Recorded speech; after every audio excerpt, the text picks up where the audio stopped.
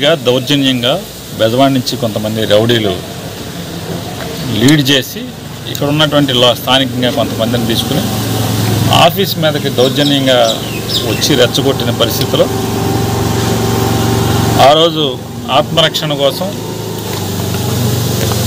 తిరగబడితే ఆ తిరగబడినటువంటి సంఘటనని ఆధారం చేసుకుని ఇవాళ కొత్తగా సెక్షన్లు మార్చి కొత్తగా పేర్లు చేర్చి ఆ సంఘటనతో సంబంధం లేని దాంట్లో లేనటువంటి అమాయకులైనటువంటి వైఎస్ఆర్ కాంగ్రెస్ పార్టీ కార్యకర్తలను ఇప్పటికీ దాన్ని 4-5 దగ్గర నుంచి ఇప్పుడు ఒక 71 మందికి తీసుకెళ్లారు. ఇంకా దాన్ని అంటే రోజు అంటే అధికారం కోల్పోయినప్పటికి కూడా ఇవాళకి కూడా ఎవరైతే ఉత్సాహంగా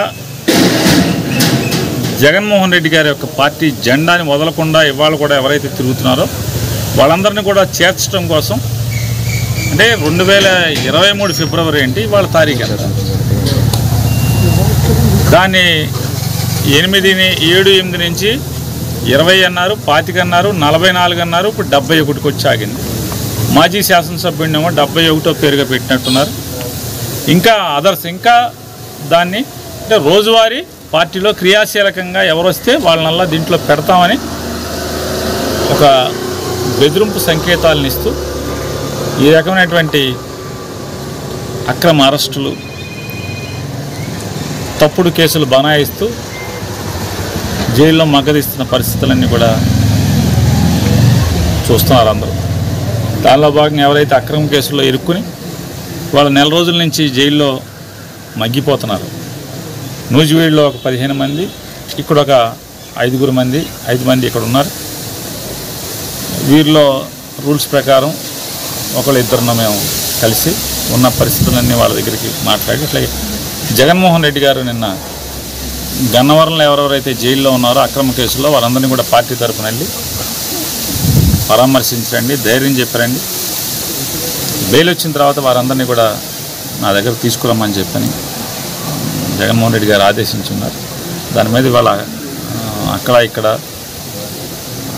రూల్స్ మేరకు ఎవరెవరిని కలగలమో వారిని కలిసి మిగతా వాళ్ళందరూ కూడా చెప్పండి ఇట్లా అని చెప్పాం. వాళ్ళందరూ కూడా లోపల వాపోతున్నది ఏంటంటే ఇవాళ రాష్ట్ర పరిస్థితులు చూస్తుంటే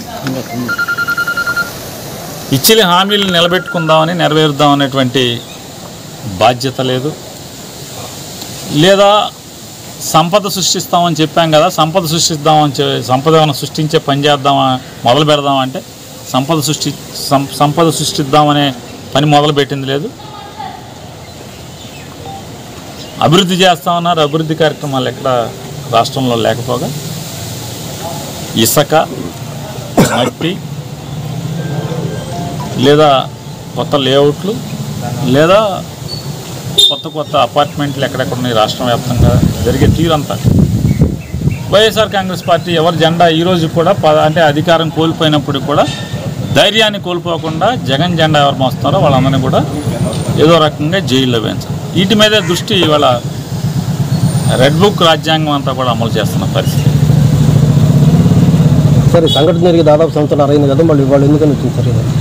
అదే చెప్తున్నాను, హామీలు అమలు చేయాలనేటువంటి దృష్టి కానీ ఎన్నికల్లో మాట ఇచ్చామే మాట నిలబెట్టుకుందామనే దృష్టి కానీ లేకపోదా, సంపద సృష్టిస్తామని చెప్పాం కదా సంపద ఏమైనా సృష్టిద్దామని లేకుండా అప్పులు సృష్టించే పనిలో ఉంటూ మట్టి ఇసుక లేఅవుట్లు అపార్ట్మెంట్లు ఎక్కడెక్కడ జరుగుతున్నాయి వాటి మీద వైఎస్ఆర్ కాంగ్రెస్ పార్టీ జెండా వాళ్ళ మీద తప్పుడు కేసులు బనాయించి ఏదో రకంగా జైల్లో పెట్టి వైఎస్ఆర్ కాంగ్రెస్ పార్టీ జెండా మోసేవాడు ఎక్కడ కనపడకూడదు ఏ నియోజకవర్గంలో రాష్ట్ర వ్యాప్తంగా అనేటువంటి ఈ ఎజెండా మీద నడుస్తున్నారు తప్పితే జనంకి ఏమైనా చేద్దాం ఈ రాష్ట్రానికి ఏమైనా చేద్దాం అనేటువంటి ఆలోచన పక్కన పడేసి రెడ్ బుక్ రాజ్యాంగం అమలు చేసే కార్యక్రమం ఉందనే మీ ద్వారా వాళ్ళ ఘోష కూడా అదే మేము చెప్పేది కూడా. సార్ డబ్బుండోళ్ళు ఏదోటి యాంటీసెప్ట్ బెయిల్ ఇంకోదాన్ని ట్రై చేస్తున్నారు, లేని వాళ్ళకి పారిపోయిన వాళ్ళకి కేసులో తింటాకుండా లేని పరిస్థితులు ఉంది.